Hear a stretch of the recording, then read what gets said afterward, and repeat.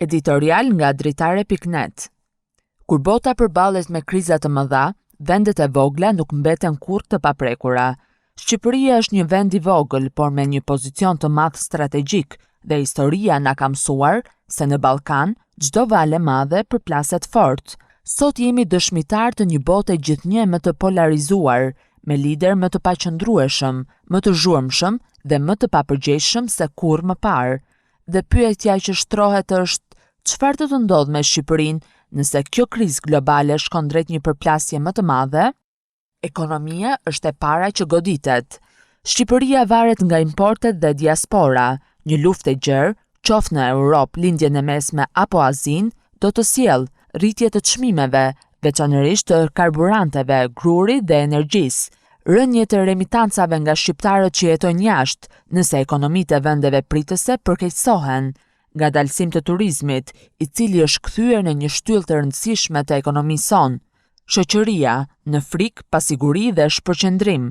Kur bota dridhet, edhe shoqëritë më të qëndrueshme ndihen në ankth. Për një vend si Shqipëria, shtohet pasiguria kolektive, e cila përkthehet në mosbesim, teori konspirative dhe zhgënjim. Ka rrezik për një rritje të emigracionit, sepse njerëzit gjithnjë kërkojnë të shpëtojnë nga ajo që nuk kuptojnë. Kërcënime digjitale, më të padukshme, por më të rrezikshme. Shqipëria ka provuar çfarë do të thotë të jesh në shënjestër të sulmeve kibernetike. Një konflikt më i madh do të sjellë sulme ndaj rrjeteve publike dhe sistemeve shtetërore, dezinformim të qëllimshëm për të përçarë opinionin dhe për të ulur besimin në perëndim. Roli i NATO-s dhe përgjegjësia jonë. Si një vend antar i NATO-s, Shqipëria nuk është neutrale. Në një përshkallëzim ushtarak, roli i saj do të jetë mbështetje logjistike për aleatët, territor për pozicionim strategjik, siç është porti i Durrësit apo bazat ushtarake, angazhim në solidaritet, qoftë me trupa ushtarake, qoftë me logjistikë dhe diplomaci. Kosova është vija më e kuqe. Çdo krizë që prek Kosovën është një çështje e brendshme për Shqipërinë. Një përplasje e re atje, në hijen e luftës globale, do të ketë së pari ndikim emocional masiv tek shqiptarët, presion mbi politikën shqiptare që të pozicionohet më fort dhe më me përgjegjësi, rrezik real për përshkallëzim rajonal. Çfarë mund të bëjë Shqipëria në këtë rast? Në një botë me lider të vegjël dhe kriza të mëdha, Shqipëria duhet të jetë e mençur, jo e zhurmshme por e qartë, jo e frikësuar por e përgatitur. Duhet të forcojë së pari sigurinë kibernetike, diplomacinë strategjike, unitetin e brendshëm, besimin te partnerët perëndimor. Shqipëria nuk ka luksin të jetë naive, por ka mundësinë të jetë e mençur dhe e domosdoshme, si një vend i vogël me përgjegjësi të madhe. Edi Rama mes krizës globale dhe rolit të Shqipërisë. Kur bota tronditet nga luftrat, krizat dhe përplasjet e mëdha, vëmendja kthehet tek liderët. Jo vetëm ata të superfuqive, por edhe ata që megjithse vijnë nga vendet e vogla, dinë të luajnë rolin e tyre me mençuri. Shqipëria sot, e vogël, por në pozicion të madh. Shqipëria është vend antar i NATO-s me rol kyç në Ballkanin Perëndimor, në kufi me Kosovën, Maqedoninë e Veriut dhe me syt nga perëndimi. Një vend me një shtrirje strategjike që ndon se nuk ka fuqi ushtarake apo ekonomike për të ndikuar drejt për drejt në zhvillimet globale, ka mundësi për të qenë zë, ur dhe sinjali i stabilitetit në një rajon të brisht.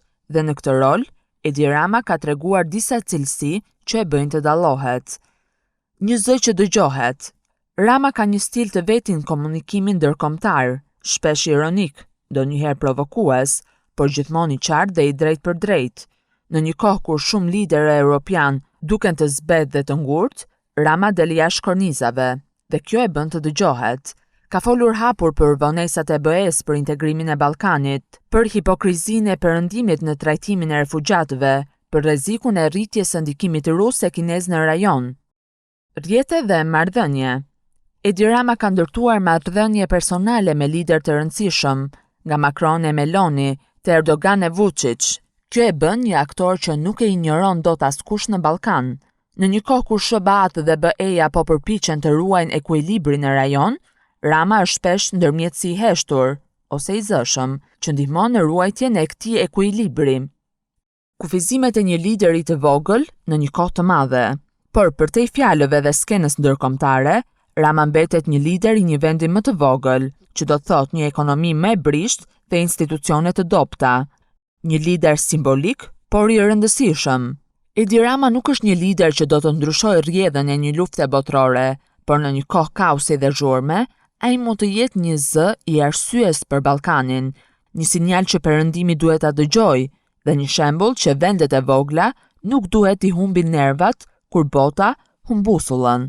Në këtë kuptim, Rama është më shumë se sa kryeministri i Shqipërisë, është një lidhje mes një rajoni që digjet dhe një perëndimi që nguron, dhe kjo, në vetvete, është një përgjegjësi që nuk duhet nënvlerësuar.